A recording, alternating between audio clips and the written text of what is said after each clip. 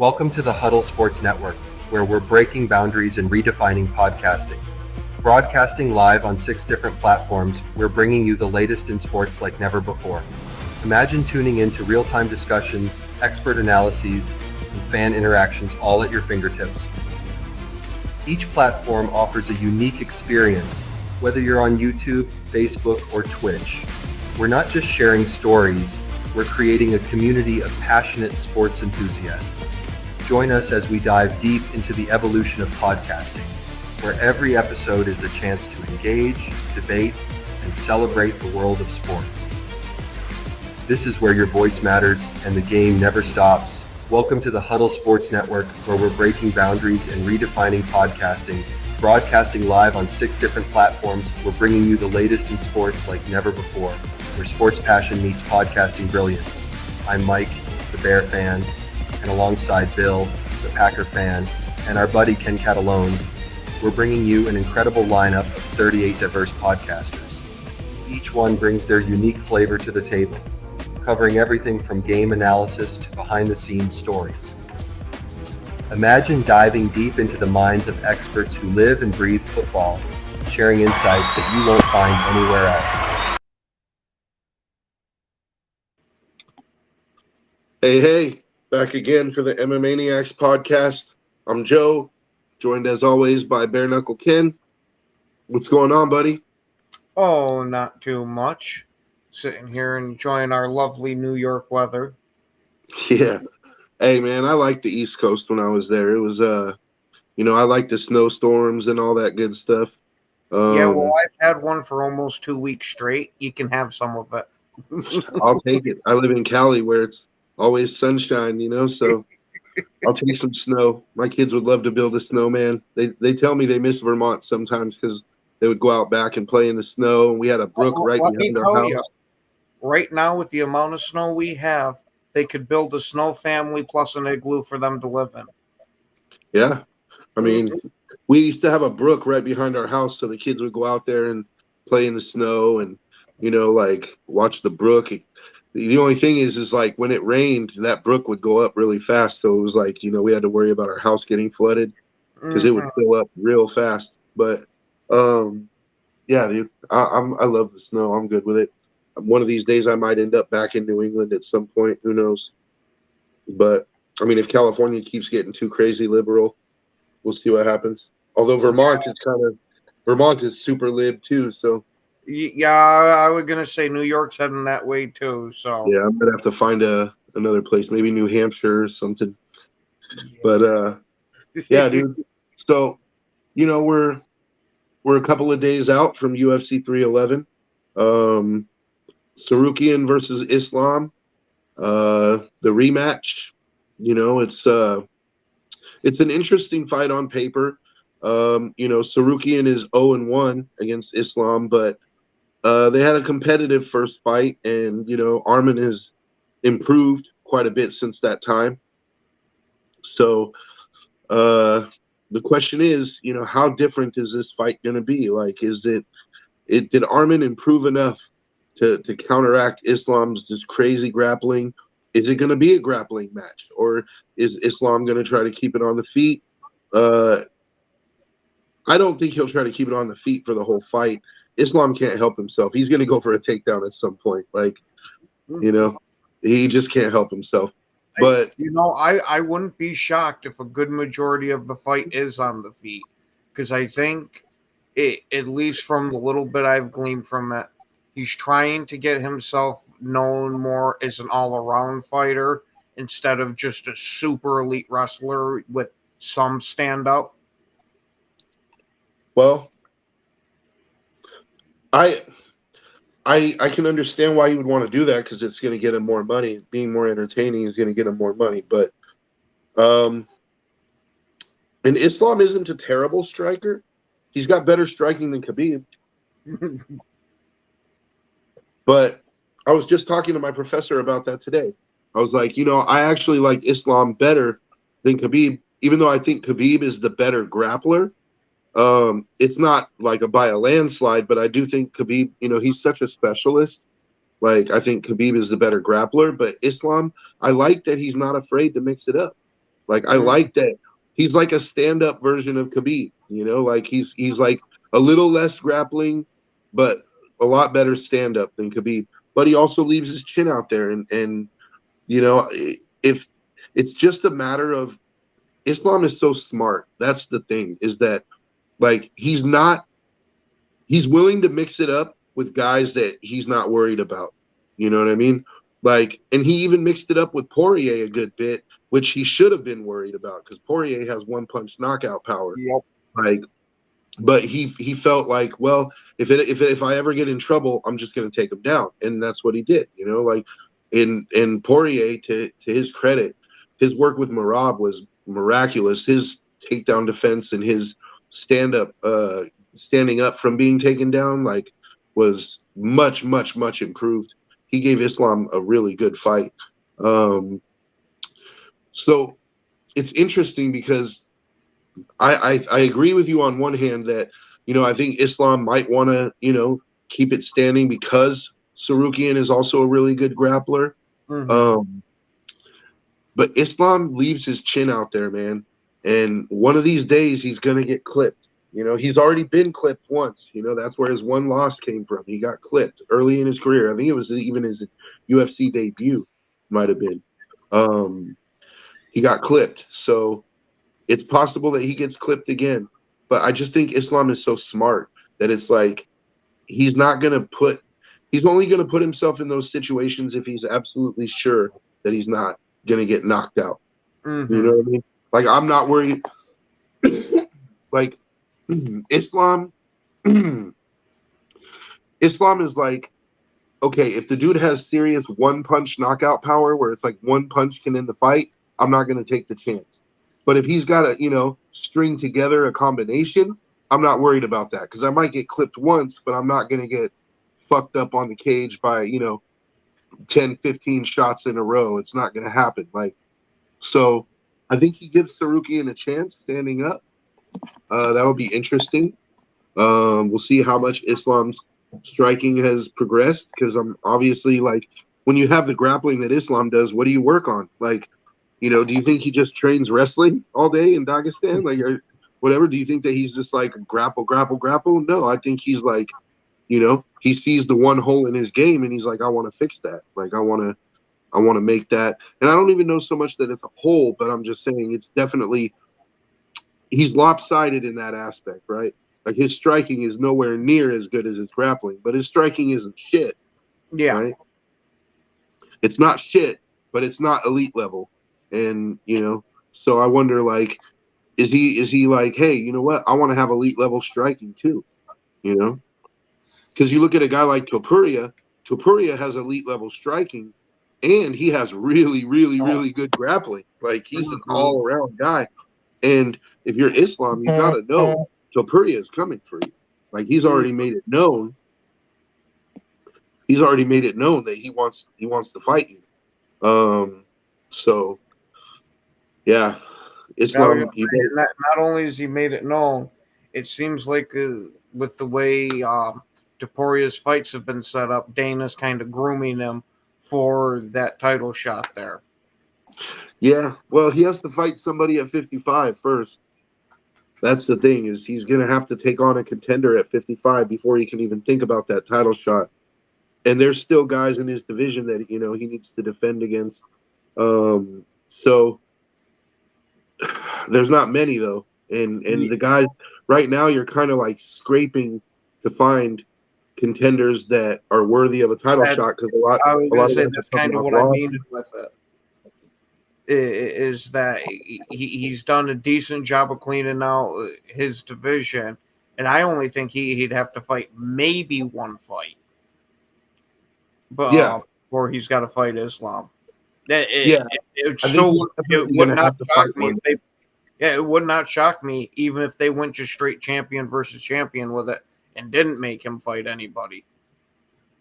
I mean, stranger things have happened in the UFC for sure. And, you know, like, I won't bet any money on their ranking systems. You know, like, we've talked about their rankings before. Like, sometimes they make no sense, but I think that the smart thing to do, I think they'll make him fight one fight. You know, that way if he loses, he doesn't lose his belt. He can go back down to 45 and still have the belt. And it's like 55 was just a step too high. You know, because what they don't want is for him to go up to 55 with no fight Islam and just get walked over, you know, like that looks bad. So he's got to show that he deserves and can hang with those 55 guys. And, you know, I think that the sooner they make that happen, the better, because 55 is a division that is on its way to extinction, you know, like in the sense that you don't have a lot of really good up and coming stars. You have a few. You have a few guys like Benoit Saint Denis, you know, like there's a couple of guys. Hello, Yoli. There's a couple of guys that are you know able that are going to be taking that division into the future. But Chandler, Gaethje, Poirier, they're all pretty much going to retire very soon, right? And then it's just Islam and a bunch of these young guys, and none of these young guys have really stepped up to the point where they're a serious threat for Islam. So 55 is kind of a division in danger. Like right now, it's the best division in the UFC, but it's not going to be for long, you know? I was going to say, we see that cyclical event with the UFC because, yeah, when I was super heavy into it back in the day, it was light heavyweight that was your rocking division. Yeah. Well, it changes all, you know, it changes every few years, man. Right now it's lightweight. It's been lightweight for a few years now. But lightweights, you know, there's about to be a changing of the guard.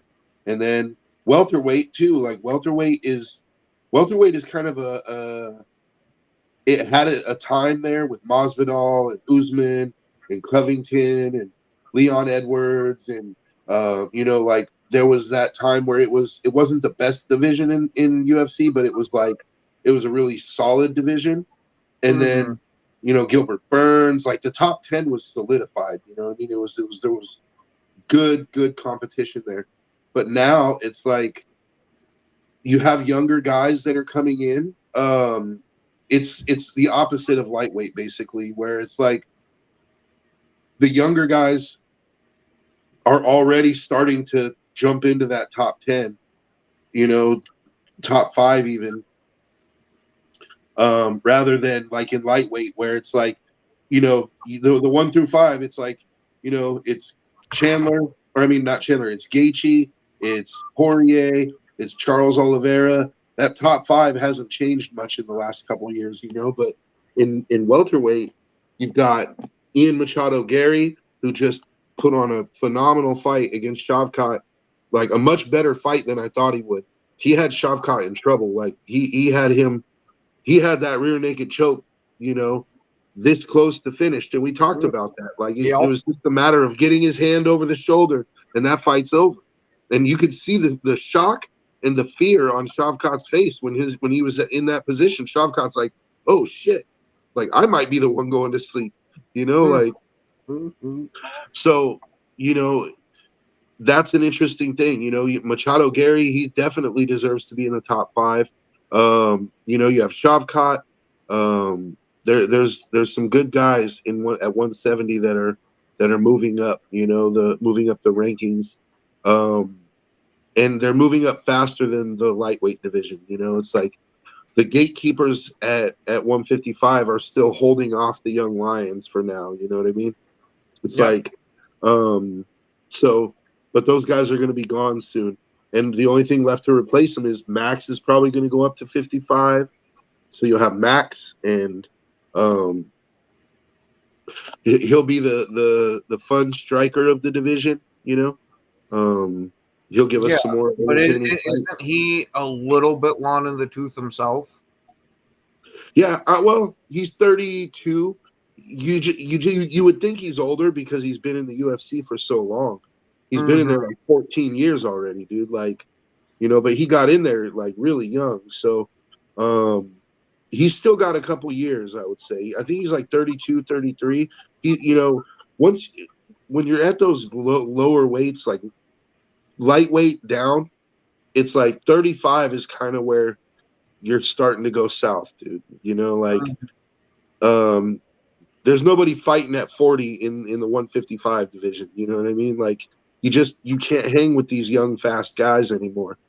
You can do it at heavyweight, because it's not the same animal at all. But in these lighter weights, once you hit 35, pretty much you're on the way down. So Max has a couple years, but Poirier's 35, Gaethje's 35 at least. I think Gaethje is 35. Poirier's 35 or 36. You know, you've got Charles is getting up there too. Charles is like 33, 34, 35. I'm not sure. Yeah. You've got an aging division. Mm-hmm. And to answer your question there, Yoli, we are here most Wednesdays. Yeah, most Wednesdays. Sometimes things come up and we're not able to do the show, but we do it when we can. So it's going to be an interesting, the next 5 years in the UFC are going to be interesting to see like what becomes of the lightweight division, if it stays on top, or if these young lions are able to carry the division, or if it kind of fades into the background and another division takes over. 205 is looking kind of bleak.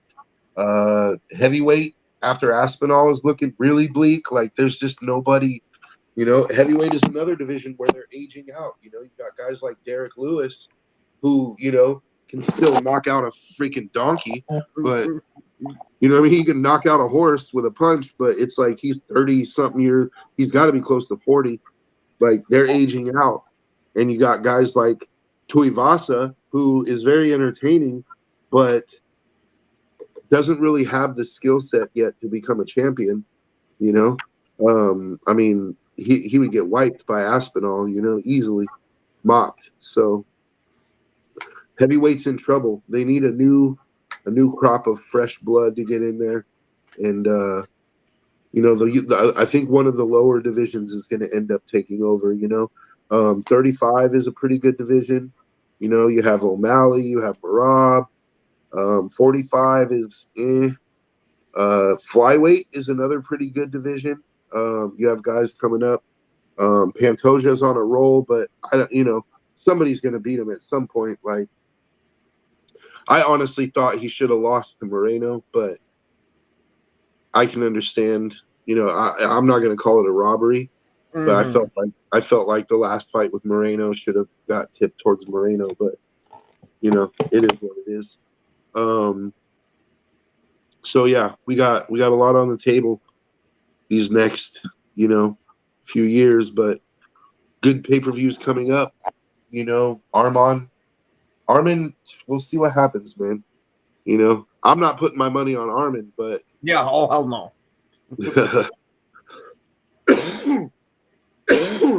And then we got a couple other fights on there that are, I wouldn't say they're like big time fights, like headliners or anything, but they're decent enough fights. Yeah, I'd say Merab and Umar is going to be a hell of a fight. Yeah. Granted, it's most likely going to be a form of wrestle fuck, but yeah, to me, I've always enjoyed some of those matches. Granted, I know they're not exciting for most of the fight fans and that, and you want to see the big knockouts and all of that. But to me, it's almost not quite as entertaining, but almost as entertaining to watch the different transitions and to see one of them just completely dominate the other one and almost make them the plaything.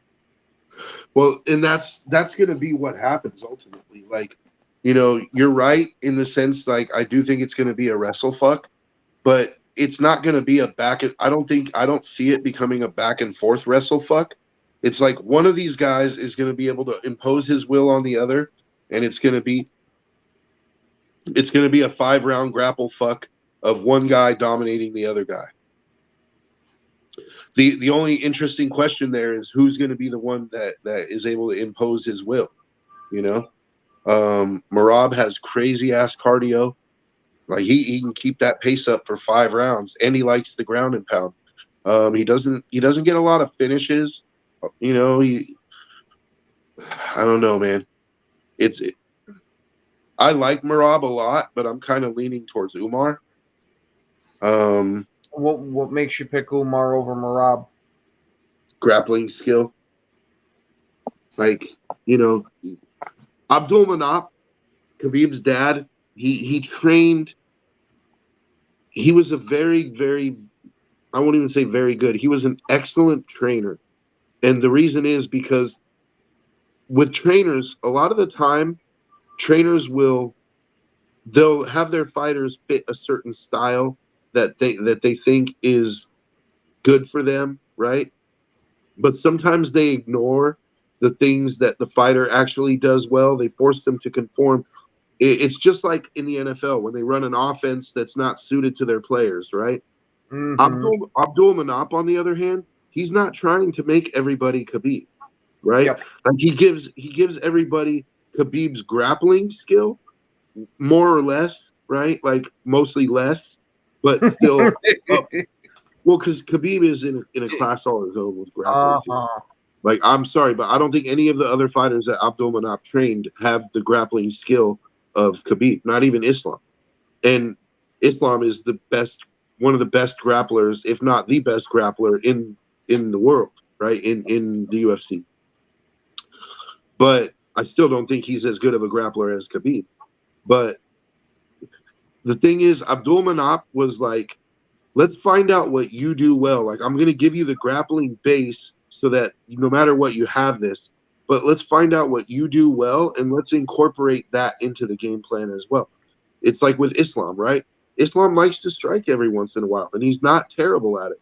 Mm-hmm. So it's like it can be a strength. I mean, shit, he knocked out Volkanovski with the head kick, dude. Like, you know what I mean? That's not easy to do. So I think Abdul Manap was an excellent trainer, and he gives each guy he lets them do what's good, what they're good at, as well as the grappling. But I just think Umar, and again, I'm not putting money on this fight. Oh, I'm yeah. not like that certain. It's just my mind sort of leans towards Umar. But I wouldn't mind seeing Merab win because I like Merab and I like his style. Like Merab's also a really funny guy. Like, you know what I mean? He's entertaining. So yeah, we'll see what happens. And then there's a couple fights under those two that might be interesting as well. It is you got Yuri versus Hill. That's going to be an interesting one. I mean, that's your banger on the card. Like, that's guaranteed that's going to be a banger, right? Like, I don't know how great of a fight it's going to be as far as, like, is it going to go 5 rounds or is it, like, you know what I mean? Or is it going to go even into the late rounds? I think that's an early knockout kind of fight. But what I mean by that's your banger is that's your stand-up fight. Like, if you want a stand-up fight, that's going to be it. Because Hill is going to be looking to knock out Yuri. I'm worried for Yuri for his chin. Yeah, because wasn't it his last fight? He just got knocked right the hell out. Bro, that head kick that he took from Pereira. Yep. I wouldn't wish that kick on my worst enemy, dude. That kick was the type that'll have you forgetting your own name. Like, you know what I mean? For weeks after the fight, like, you know what I mean? Yuri forgot he was Yuri for a while after that. Like, you know? Oh, yeah. And I know we've definitely talked about it multiple times on this show, but it's more to stress the fact of once you get that first big knockout that happens to you, that threshold for getting knocked out starts dropping down little by little. Yeah, once the chin is cracked, it's cracked, man. It doesn't come back. And so you have to wonder, like, did Yuri's chin get cracked? Is he going to be chinny from now on? If I was Yuri, I would really be working on my defense, on my striking defense. Because Yuri is I love Yuri's style because he's balls to the wall. He's all or nothing, dude. Like, he's going to live or die on that sword. You know what I mean? Like he fights like samurai, you know, like Mhm. that's it. It's his whole philosophy, this Bushido thing of like, you know, I'm gonna go out on my shield or I'm gonna kill you, and that's it. Like, but it doesn't lend itself to longevity in this sport. Yeah, I was gonna say it might not be the most effective strategy out there, but damn, is it entertaining? It's entertaining, and Yuri's got heart like a motherfucker, dude. Because he Yeah. took that head kick. He took that head kick, and he still like, even though he was on Queer Street, dude. He was wobbled all over the place. He still wanted to fight. Like he was when the ref stopped it. He's like, "Why did you stop the fight?" But he's stumbling all over the place. Like, it's like there's no quit in Yuri, dude. I hope for his sake that he works on some striking defense so he can take less punches, less strikes. Um, Come on, we're but talking I'll about a say, man that's favorite way to block a punch is with his face. yeah. But I will say it's good for Yuri that he's already won a title because at least he has that he can put on his mantle. At least he has that on his resume. If his chin is cracked and it's only downhill from here, he's like one of those shooting stars, that shines really bright for a second and fizzles out quickly. Like if that's his story, at least he got his belt. Unfortunately, he had to give it up right away because he tore his shoulder really bad and he was out for a year. But see, that's another thing is like Yuri. Another thing I like about Yuri, he's an honorable dude. Like he won the belt from Glover, and in a tremendous fight. If you get a chance, watch that fight. Glover Teixeira versus Yuri for the belt. Goes 5 rounds. Yuri manages to tap him in the 5th I think he either tapped him or knocked him out. I don't remember. But he finished him in the 5th round. But Glover was dominating that fight towards the end. It looked like he was about to finish Yuri, and then Yuri fucking takes it. It was like if you want to know who Yuri Prohashka is, that's the fight to watch. Mm-hmm. That'll show you the samurai never say die attitude, right? But he tore his shoulder something fierce, like either in the fight or in training after the fight, very shortly after. And rather than hold up the division and make them wait for him and do an interim title and everything, he vacated the belt. He said, "You know what?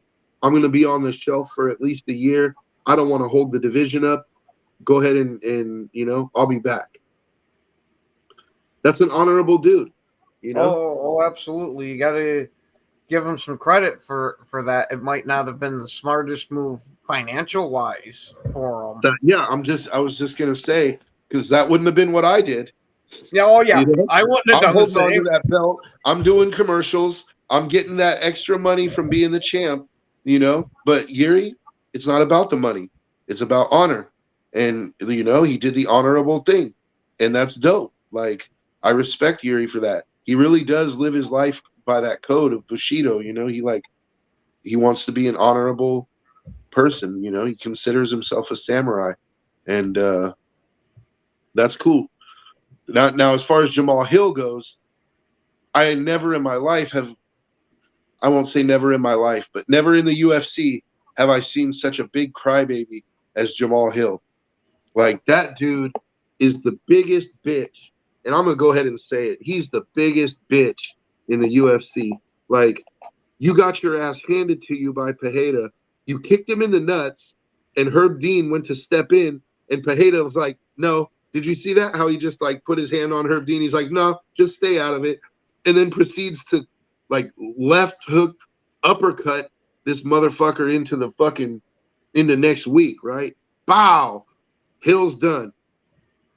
All of a sudden, it's like Hill has 101 fucking reasons why that happened. It's like Herb Dean interrupted and stepped in, and I was distracted, and like my chakras weren't aligned, and like Jupiter was in retrograde, and like it's like, dude, you know what I mean? Come on, bro. Like you just got knocked the fuck out. Just take it on the chin like a man and move on. Like, I lost all respect for Jamal Hill, and he's a talented fighter. Like, don't get me wrong, he's a former champion as well.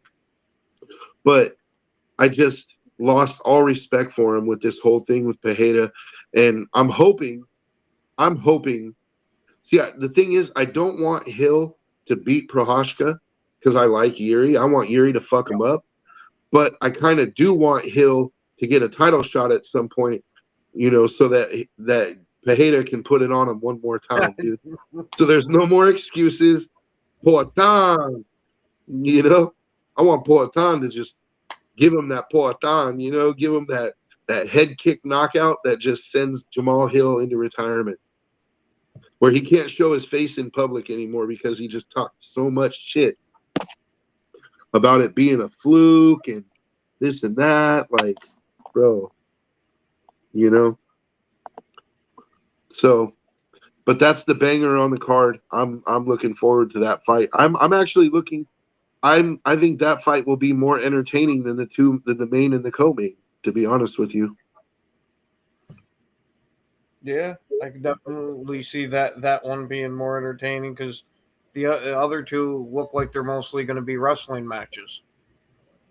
Yeah, it's that one's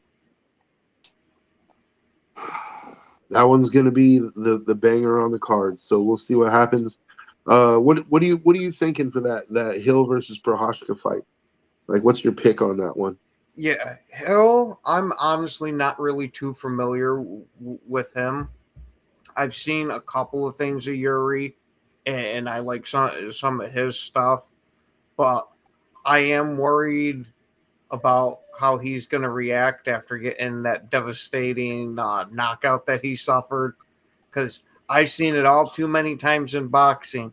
You got a guy you absolutely love's got a granite chin, and as soon as that knockout happens, the career just absolutely freaking tanks.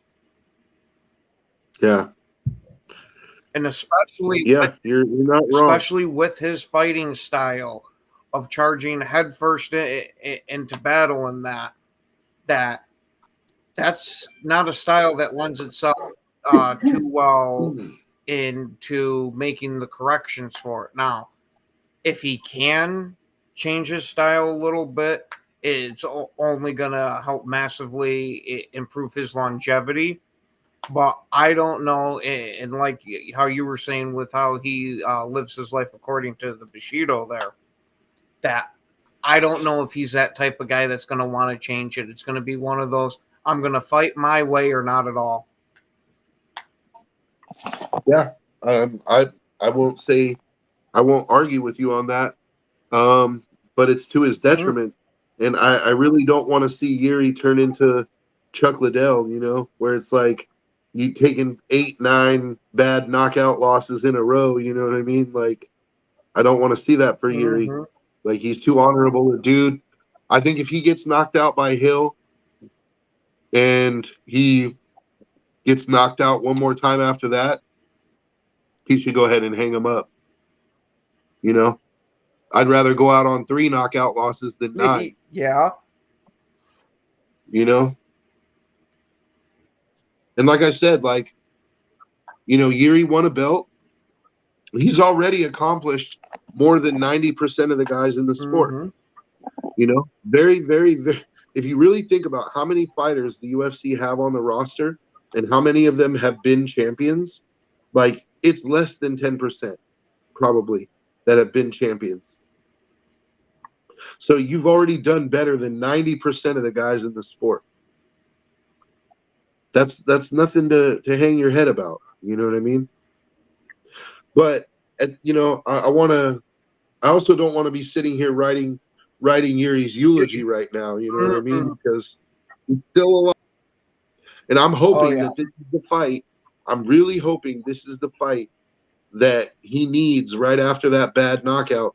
I'm hoping that this is the one that gets him back on the horse. You know what I mean? Where he comes out, looks good, takes care of business, and moves down to 85. Because his days at 205 should, in my opinion, he should be done at 205.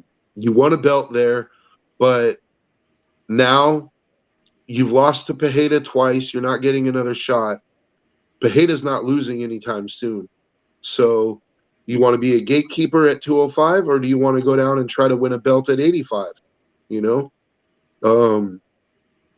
85 is not I mean, the top 5 at 85 is pretty good. I'm not gonna, you got Dricus, you got Hamzat.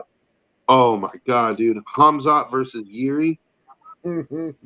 I said that when the UFC had this post on Facebook where they were like, "What fights would you like to see this year?" And I was like, "If Yuri goes down to 85, I want Hamzat versus Yuri." Can you imagine that fight? Because Hamzat's not afraid to stand up. He might Oh run yeah. across the ring. He might run across the ring and try to take Yuri down right away.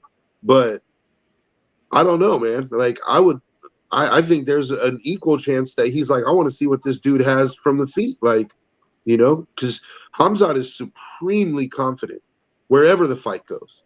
Like his wrestling game, his grappling game is top notch. You saw, I mean, he decimated Whitaker, dude. Decimated him. And before that, it was Kevin Holland. Decimated him. Like, but Yeah. Hamzat knocked motherfuckers out too. Like, let's not get it twisted. He's one punch knockout. He's one punch knockout power too. Like, So, I mean, maybe not. He didn't look at the Gilbert Burns fight. That was the best fight of his career. Like, that was the biggest challenge that he had. Burns gave him a really good fight, but that's because Burns has stone hands and he's a freaking world champion Brazilian Jiu-Jitsu black belt.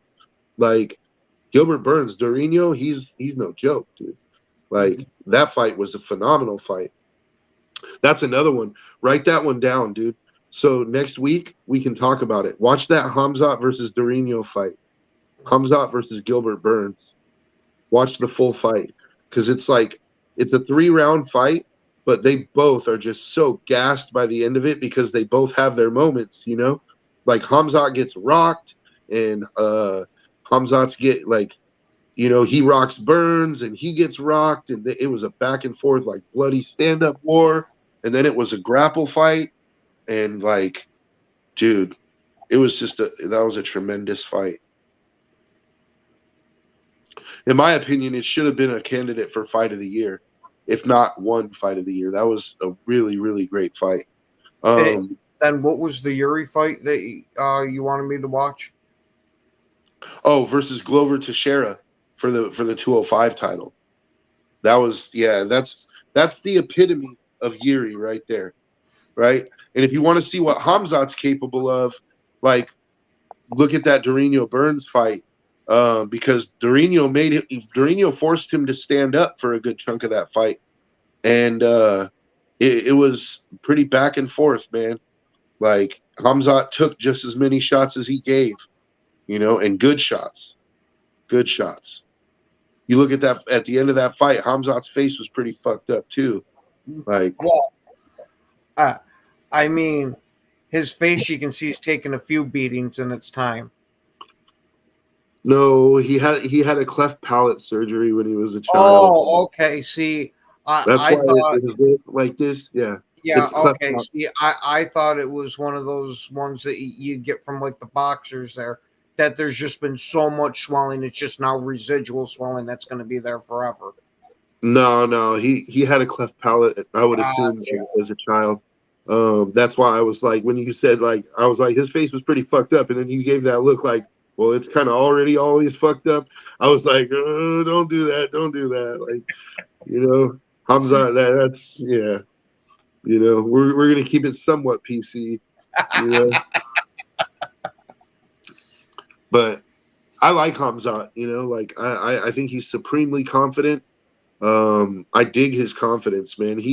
Hamzat feels like he can beat anyone, and he feels like, why are you even talking about this other dude? Like, I'm gonna go in there and I'm gonna fucking demolish this guy. Like, it's not. You never hear him like, oh, I expect it to be a good fight. He's tough, this and that. He's like, I'm gonna go in there and I'm gonna fuck him. That's what he's like, I'm gonna go in there and I'm gonna fuck him. Those are his words, not mine. It's not even I'm gonna whoop his ass. He's like, I'm gonna go in there and fuck this man. Like, what I mean? All it does is remind me of the fucking Iron Sheik. Yeah. I'm gonna fuck you, humble. Yeah, exactly. He's like, I'm gonna go in there and I'm gonna fuck this dude. Like, I'm gonna absolutely like take his manhood. And yeah, dude, I like Hamzat a lot. So if Yuri goes down to 85 after this fight, Hamzat's gonna get the next title shot, So it's not a fight that we're going to see probably this year, because Yuri's going to fight now. Depending on what happens, he's going to go down to 85. He's going to have to fight a few guys, like, I mean, he won't have to start like from the beginning like other guys where he's going to have to fight 10 fights to get up into the top 10. But he'll have to fight one or two before he gets into the ranking. Like, unless he fights, like, if he goes down to 85 and they give him a contender right away, which could also happen.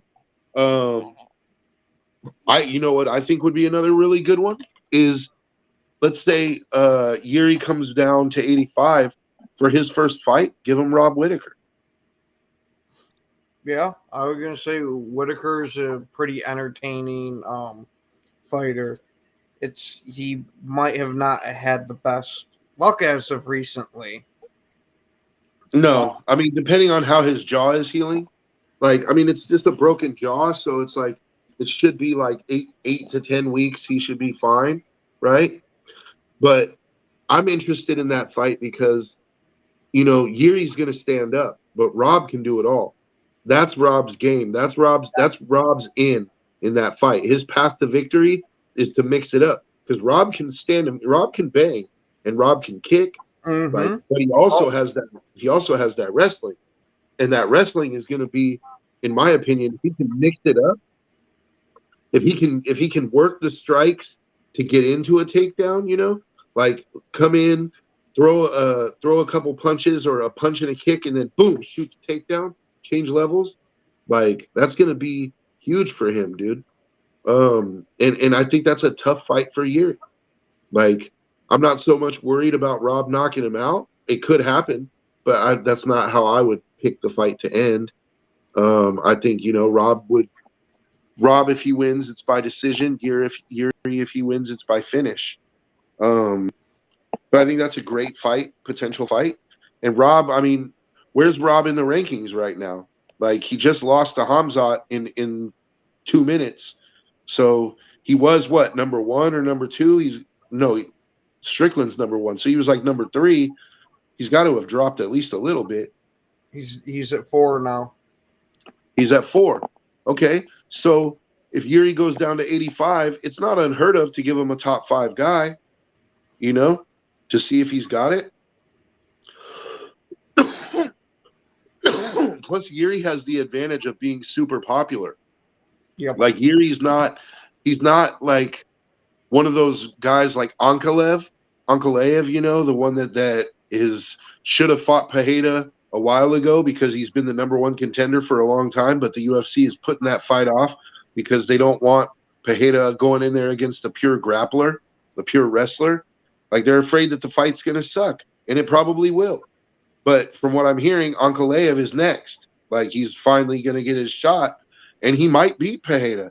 Like, if he can get Pereira down, it's going to be bad for Pereira. It's going to be a wrestle fuck victory for Ankalaev, and then the division is going to suck because now you have a wrestler champion who's just going to wrestle fuck everybody, and it's like, it doesn't sell tickets, man.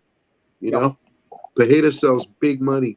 He sells tickets because he knocks motherfuckers out. Like, but my point with that was that Yuri is not like an Ankalaev where he's won 10 fights in a row, but he's still, people don't know who he is, or he's not popular because of his style. Yuri is supremely popular because of his style. So I think my point is that it would be a lot easier for the UFC to justify throwing him in there with a top 5 middleweight right away because of the name recognition and the fact that he's already been a champ at 205 and he's coming down. Like, people aren't going to poo-poo that. They're not going to be like, oh, why does Yuri get a top 5 fight, right? Like, if you give him a top 15 guy, he's going to kill him, right? If you give him a top 10 guy and he loses, now he's going to be ranked outside the top 10. It's bad for his marketability. I think the only solution really from the business standpoint is to put him in with a top 5 guy and see how he does. Because if he loses to the top 5 guy, you can still have him somewhere in the top 10, and he can start to build from there. Or he'll be a gatekeeper. But either way, Like, I think Rob Whittaker makes a lot of sense because Rob fought a few months ago. He should be healed up from the jaw injury by now. Take some time, just a couple extra months, spend it with your family, Rob, and get your mind right for the comeback. You know what I mean? Like, be really focused and everything. Like, go get yourself centered.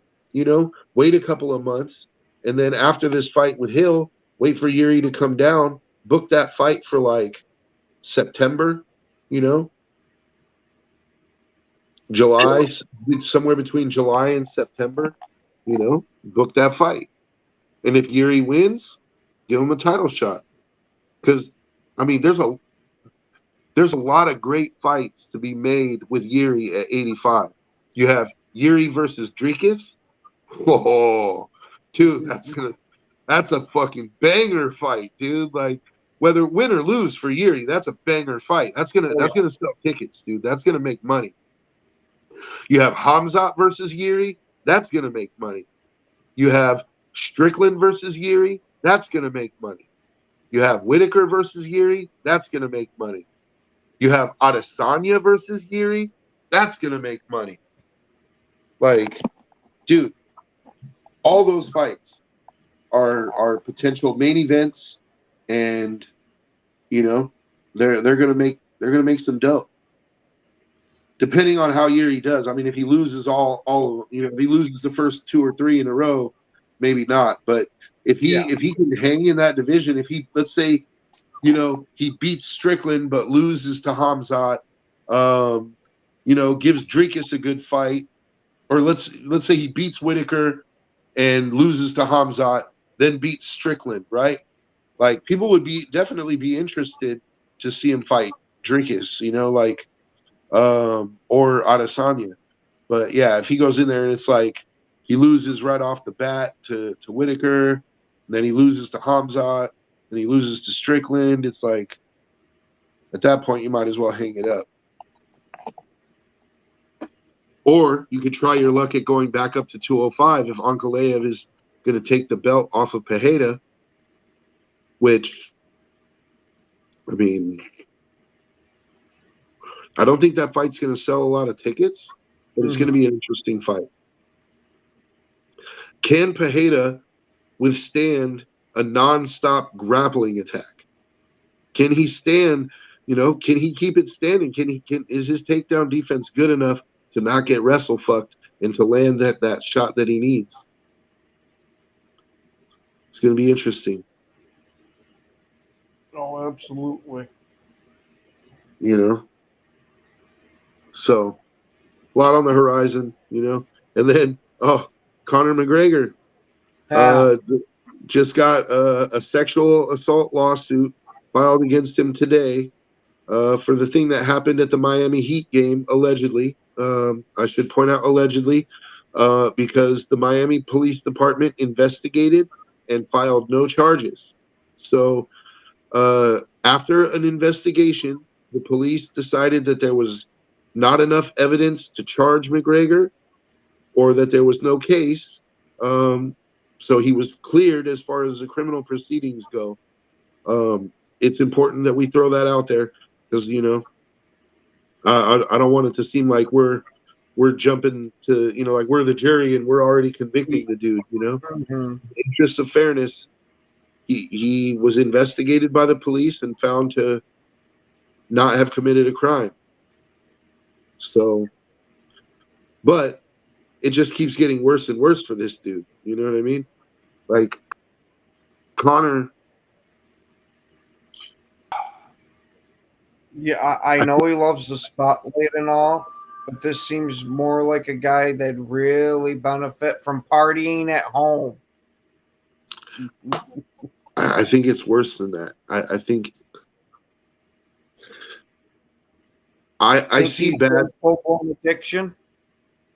I do. I think he's in the midst of addiction to cocaine and other substances, alcohol. I think he should get into treatment as soon as possible, because it's still possible for him that he could resurrect his career. If not in the UFC, at least his acting career, he could resurrect his image somewhat. But I fear the worst for Conor McGregor. I think that Conor McGregor is going to end up one of three ways. He's either going to end up dead very young, which I think is the most likely, unfortunately, or he's going to end up in prison for a long time for something that like this, something along those lines, an assault or whatever. He's going to end up going to prison, or he's going to end up being just another one of those guys that had it all and ends up broke, like sitting on a street corner somewhere. And it's like, how did you piss through hundreds of millions of dollars? Cocaine. That's how you piss through hundreds. Cocaine, yachts, and strippers, hookers. That's how you piss through hundreds of millions of dollars. And Conor, let's be honest, he's not smart with his money. Like, Conor likes to leave. I'd say 50-50 because him making that whiskey brand there sure helped him a hell of a lot. Yeah, but you're missing your idea of what I'm saying and what I'm saying are different. See, you're saying Conor's good at making money, and I'm not disagreeing with you. Conor is very good at making money. Conor's investments have been great. He's made probably $500 million for himself at least. I'm saying Conor's not good with his money because while he's good at making it, he's also very good at spending it.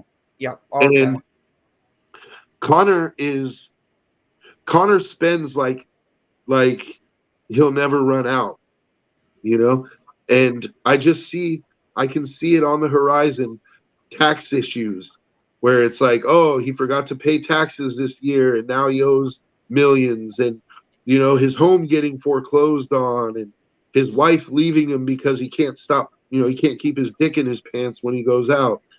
Like, she's not, dude, think about this. He's lucky as shit that his wife stayed with him after this whole thing with the Miami game. He's lucky as shit she stayed with him. There is no incentive for her to stay with him at all. Mm-hmm. If you really think about it, like, and I'm talking purely from a business standpoint. Yep. Like, she could easily go file for divorce right now, and she gets half his money. Plus, she gets whatever child support, spousal support. She'll take half in a lump sum.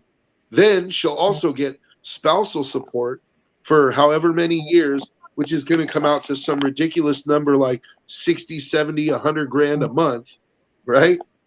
Like, she could break this dude if she really wanted to.